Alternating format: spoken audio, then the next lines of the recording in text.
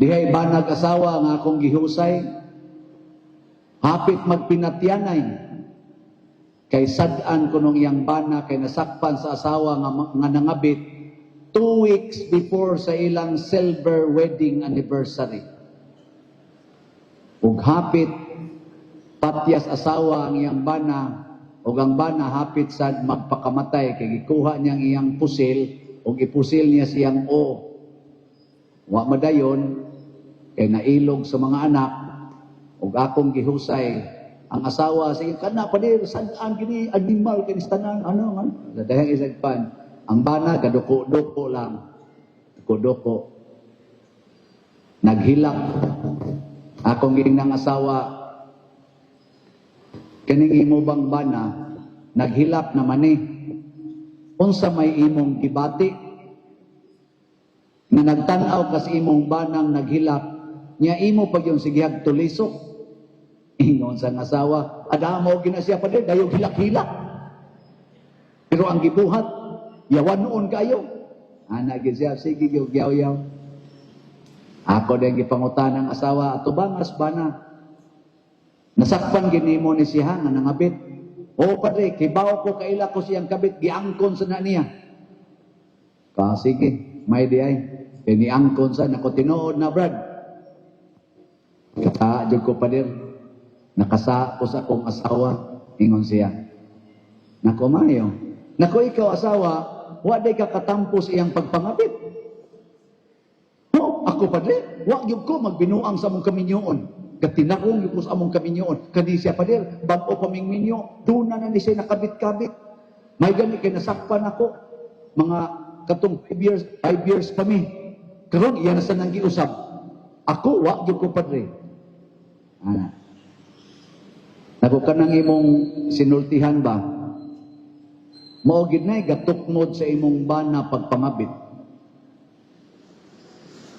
Kanabitang murag tarong kay kastanan. Kanang murag ikaw na lang gyo'y buutan kayo, ikaw na lang gyo'y limpyo niya imong bana portig yung sayo pa. Maugid na'y gatukmod sa imong banas pagpangabit. Kaya imong bana sa akong hunahuna, murag gialingog-ngugan na nimo. Niingon ning bana, tinuod gina padre. Maunay tinuod padre. Ang baba ni akong asawa, wa ko magtuong mao din iyang bana. Piti na pangisog bana, nakapaborman kay ako manggidapigan. Pabor na ko, sige, ato ni, tabangan ta ni asawa nimo. Tinuod gina padre. Bisag unsay akong buhaton na gina siya koreksyon. Bisag unsay akong desisyon na gina siya ikabadlong nako. Mura na lang jud ko way buot diha sa among pamilya.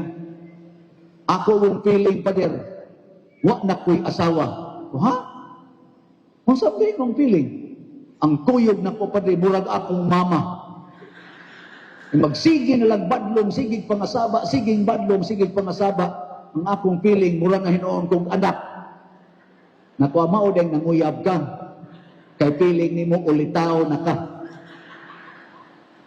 Mao na, ingos Kristo, kanang magsigi kag tan-aw sa sala sa imong isig katao, mura ka og nakakitag puling sa imong isig katao, pero ang troso naa sa imong mata. Ang troso, kuhaan ang troso sa imong mata, ana ka makakita na kanadeng naa sa imong mata sa imong silingan, puling ra di ay mas dako daing imo. Ug kung sa may imong sala, garbo, pride, the prince of all sins, pride. Basta magsige na kag pangureksyon sa imong sigkataw, magsige na kag kakitag sayop niya, nya di na gani kahapit kakita og sakto diha niya, troso na ang nakaali nimo. Ang Ginoo nga way sala, makakita dayon siya sa atong kamakaluluoy. Muna ingo San Pablo, naluoy ang Ginoo nako. Bisag dili ko takos, gisugo ko niya sa pagka-apostoles. Bisag dili ko takos, kay naluoy siya nako. Assignment. Sa tuyo ko na akong assignment ninyo, nagikan karon hangtod October 31, ayaw na mo reklamo. Gikan sad karon additional ni assignment. Gikan karon hangtod October 31. Sigihig angkon ang imong sa. Nya ayaw gyud mensyona ang sa imong silingan o sa imong isig katawo. Sigihig angkon. Di ba sa misa? Akong sala, akong sala, akong dakong sala. Gitudluan ta nas misa. Ayaw pag sige, akong sala, iyas ang sala, nya iyang tanang sala. Ayaw anak, ako lang, ako. Nahusay gito nako sila. Og nihila ang asawa, pasaylua ko dong, kadako des akong sa nimo. Nako sige, pangulik na mo, and enjoy life. Pagkasunod, tuig, gibunyaga na sa nako ang kamanghura nilang anak. Nakaingon ko, pagikan siguro ato, 40 siguro nindota. Ako kasuway na, hawat ako kasuway. Pero sa una, hapit ko kasuway, hapit. Lami kayo na, kanapit ang mag-away, bawa niya inigupan, mag-uli. Mata, huguta, lagi ginatara na. Magkayo-kayo na, magkayo-kayo. Muna, ang buta, matud pa ni Kristo, dili pwedeng muagap og laing buta.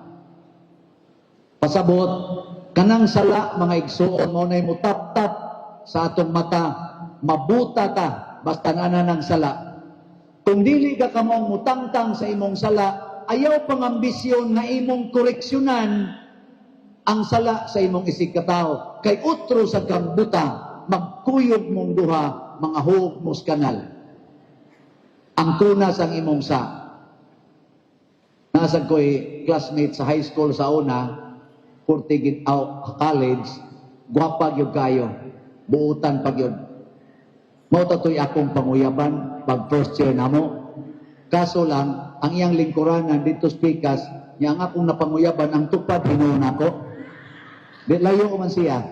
Niya ang tupad niya, best friend ako, nga working student sa sus mo may nauyab hinoon. Pero buutan sa to, og tuod man, sa dihang nang graduate namin, nagkadayon gid sila. Nagkadayon gid ba? Nagkaminyo gyud. Pero buutan sa tong laki. Pero kung akong tandion ang ilang naong, ang laki, papariha raman sa nakog naong, niya gwapa mo to kayo nako, murag gyud ang laki nakadaog og sweepstakes ba? Kay puting, gwapa pa, buutan pa, Diyos nun pa. Layo ra kay ng mga naong ninyo, atong naong atong kwan. Adi masan ako maklaro kay layo man mo. Layo, daawtan na niya kag mata. Gwapa gito siya. Kakuan mo ka nakapamilyar mo ni kanang sa tunang katubitang A Walk to Remember kisa to na ang babae diha. Mandy Moore. May similarity sila og naong ana. Lingi ako no imong tupad nabay ko parihag Mandy Moore. Kaya gwapa siya. Kanya buutan.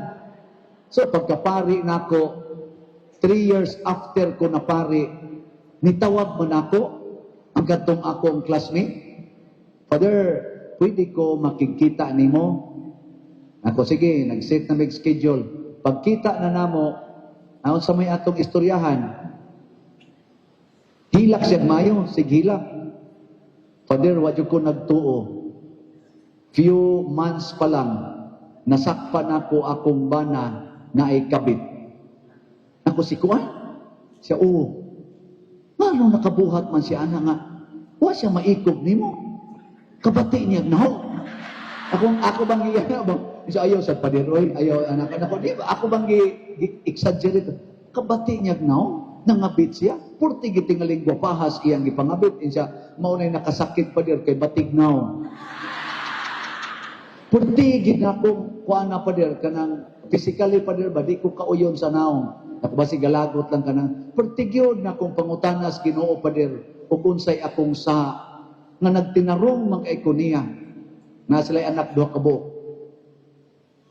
Sige ko na bitaw no. Tanaw sa nako siyang naong pagkabuutan gyud.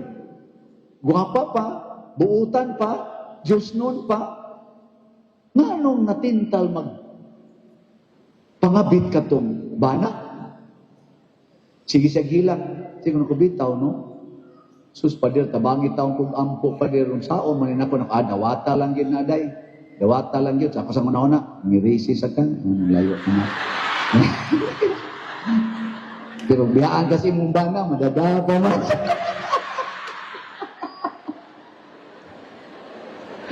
Wasa ba ako na gano'n na. Karoon na lang ako gisulti, binuang na binuang. Ngano jud ka, brother? Sige gid siya balik-balik. Kay na-confuse gid siya, ngano gyud kuno. Ingon dayon ko, ay lag kalain ha. Mangutana ko below the belt. Okay lang nimo? Siya nga, ay okay ra kay Padiroy. Nako, kanabitang buhat ninyo sa bana o asawa, wa ka kasuway nga imong gibalibaran ang imong bana nga nihangyo nimo o lipay-lipay ninyo inyong marital act. Wa ka kasuway nga imong gibalibaran. Siya, hala, Father, tinuod, kadaghan gid, Father. Kadaghan ko nakabalibad, tinarungon man ako balibad, Father. Naku, nganong di balibad masag ka? Siya nga, di na ko gusto, Father, nga mudaghan among anak kay kapoy, kay Father niya. Ako usay, ingon ko, sakit akong lawa, sakit akong anak, sakit akong buko-buko. Nadugay ko no, diha ko na ikausa, na hinungdong na siya, diha gani kausa, Father, nga ningon akong bana, ikaw pa ba ang akong ipakaslat? Naku, mauto. Muna iniguli ni mo karon, kada hangyo, sukol yun. Naku, ay yun balibad. Pahalag sakit imong hawak, sukol. Hangtod mga bali ang tanan. Ay yung wigat. Tanaw ha, di man sa ang pagbalibad. Pero unsa may nahimo ditong kanaganing nakabutan niya ang iyang pagpaniguro nga dili kayo sakripisyo iyang kaugalingon. The avoidance of suffering. Ang iyang desire to avoid suffering, nahimong isyo sa iyang bana nga nahiubos. Kay matod pa nila, kana kunong bana, basta mangablit na nas asawa, arisgado na kay na. Nya kung imo nang iwakli, dako kay nang isyo nila. Muna inigkablit at tubang nga rin, trupo giday mayo. Hangtod mga luya. Nawa ikaw magtagoy-tagoy na. Pasabot ang imong sakripisyo na kalipay sa imong gimahal. Si Kristo nagsakripisyo aron ta malipay. Si Kristo nagpakamatay aron ta malipay. Munang nawagtang ang sala siyang kinabuhi. Klaro ang daan sa krus nga mo'y agianan sa langit. Gipasapasa na to ang krus kaganiha diha. Nakaapil sa migpasan, bugat-bugat, rabaday ng kurusa. Pag-signify nga kitang tanan, mupas ang yun sa cross, kay ang cross mo'y tuburan sa kaluwasan o tinuod na kalipay. Amen? Hanggang ta.